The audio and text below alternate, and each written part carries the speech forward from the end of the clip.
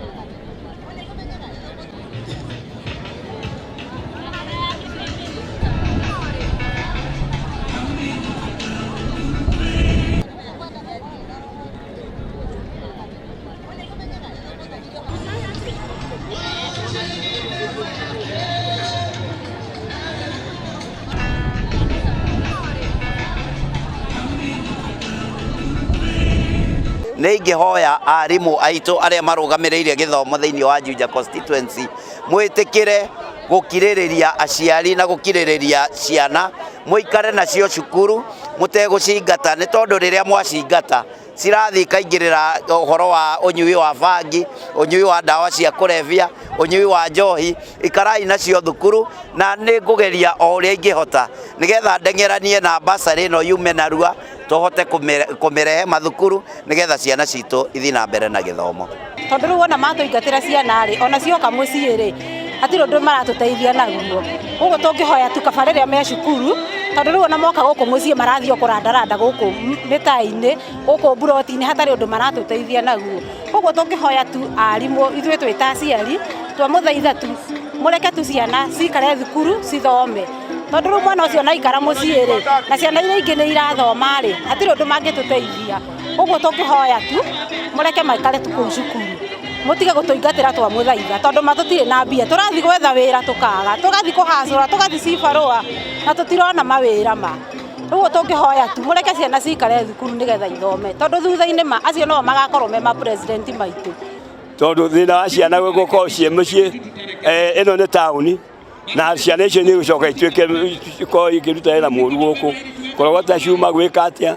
Koguo kire kuria tungienda ni ciana arimu mageria uria mangitunyitirira muno makiria, oguo Koimburi atunyitirira na mwena wa kiria mwena wa bursary, na inyuĩ arimu mwitikire uria tugwika ati uria tukunyitana na inyuĩ arimu nigetha maundu mothe tuhingie.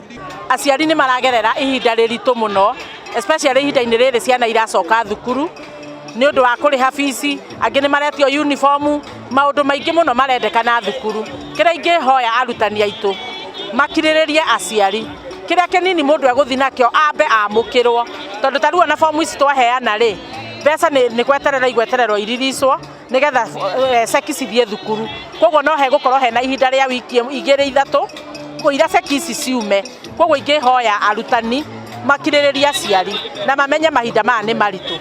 We have made on the socio-economic well-being of the citizens of this country. Ladies and gentlemen, my office will continue to support you in the implementation of your projects and programs in order to achieve the national goals of development. We are, however, alive to the fact that resources are scarce. This calls for innovative strategies and prudent management to ensure that services are effectively delivered to Kenyans despite these very scarce resources. There is therefore the need to prioritize your projects and programs to focus on those that have the highest impact and can deliver quick results with minimum resources and with minimum resource requirements. I would like to emphasize that efforts should be made to complete pending projects so that they accrue benefits to the organization and Kenya at large.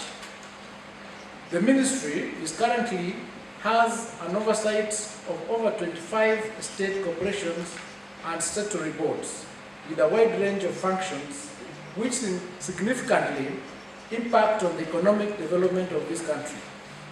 These agencies perform critical delegated roles and are instrumental in enabling the ministry to meet its mandates of inclusivity in education, quality in training, research, science, technology, and innovation for a sustainable development. The role of state corporations as actors in the bottom-up economic transformation agenda, from regulation to delivery of final products to the consumer, impacts greatly on the performance of the education sector and the entire economy.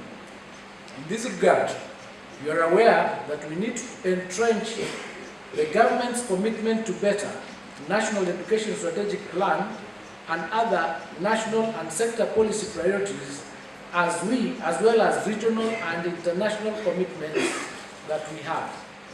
The government's agenda has taken cognizance of the international, regional, and national issues that impact on inclusive quality education, training, research, science and technology, and innovation. The government has demonstrated this by ensuring the adoption of the universal primary and secondary education, including enhanced funding for TVET and university education. I am aware that a number of sagas are facing challenges. The ministry is committed to continue supporting you to deal with these challenges through allocation of funds and putting in place policies and mechanisms that will offer a conducive environment for your operations. In addition, you are required to redouble your efforts towards generation of own resources to complement the support from government. In return, we expect that through prudent management, sound leadership and innovativeness, you will surmount many of these challenges that you currently face. At this juncture, I would like to emphasize that for your institutions to succeed in delivering on their mandates, there is need for harmonious working relationships between the boards of directors and management. I call upon all boards of directors to uphold good corporate governance and practice this corporate governance in reality in the stewardship of the organizations. Similarly, management should cooperate and follow the guidance of their boards of directors. Further, there is need for close consultations with the ministry from time to time to avoid unnecessary conflicts. My office is open for consultations and engagement on how to improve our performance, particularly to deliver on our mandate to Kenyans. Ladies and gentlemen, I wish to assure you of my support in implementing these performance contracts and encourage you to spare no effort to ensure improved service delivery to all Kenyans for national growth and prosperity. May I now turn to the launch of the 5th ISO certificate. We are honored to celebrate a milestone of great significance for the Ministry of Education and our nation in the implementation of ISO standards. This reflects our commitment to delivering quality education services and fostering an environment of excellence, accountability, and continuous improvement. ISO standards are internationally recognized frameworks that ensure consistency, quality, and efficiency across sectors. The decision to adopt these standards was strategic and driven by the Ministry's leadership to improve performance and service delivery. For the Ministry of Education, ISO implementation is not just a procedural task, but a transformative endeavor. In 2010, the Kenyan government issued a directive requiring all ministries, departments, and agencies to adopt ISO 9001-2008 standards. This initiative aimed to enhance service delivery and promote a culture of continuous improvement. The directive set clear timelines for ISO certification, marking a key step in the improvement of public sector efficiency and accountability. For the Ministry of Education, adopting ISO standards was an opportunity to standardize operations, improve service quality, and align processes with globally recognized best practices. The Ministry embraced ISO standards with the goal of enhancing service delivery, fostering accountability and transparency, encouraging continuous improvement, and boosting global competitiveness. Through ISO implementation, we made strides in various areas. We have established, for instance, quality management system to ensure efficient, consistent processes aligned with our strategic goals. Internal operations have been streamlined to reduce redundancies and enhance service delivery. Additionally, feedback mechanisms have been introduced to address the needs of all stakeholders. We have also seen improvement in policy and system enhancement, capacity building through extensive training, and increased ability to monitor and evaluate performance.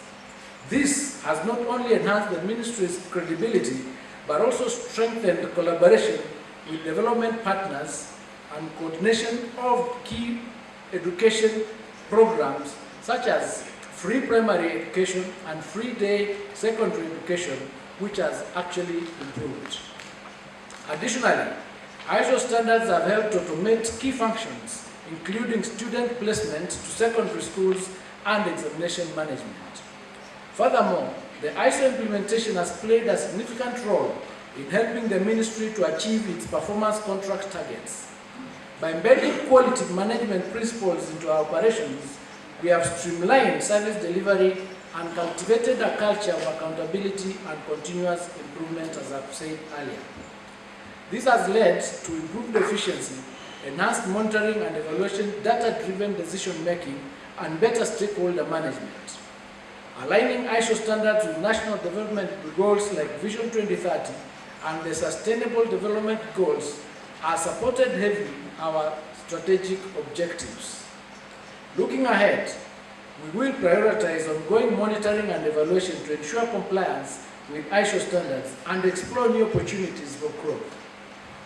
We will expand ISO implementation across all ministry institutions to ensure uniform excellence.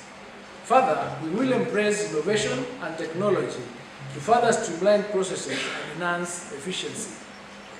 I want to express my deepest gratitude to everyone who has contributed to this journey: the principal secretaries, the directorate heads, the ISO implementation team, and the entire ministry staff. Your commitment, collaboration, and efforts are the foundation of a bright future for our learners and our nation. Let us continue working together to develop an education system that meets international standards, setting a benchmark for public sector reforms.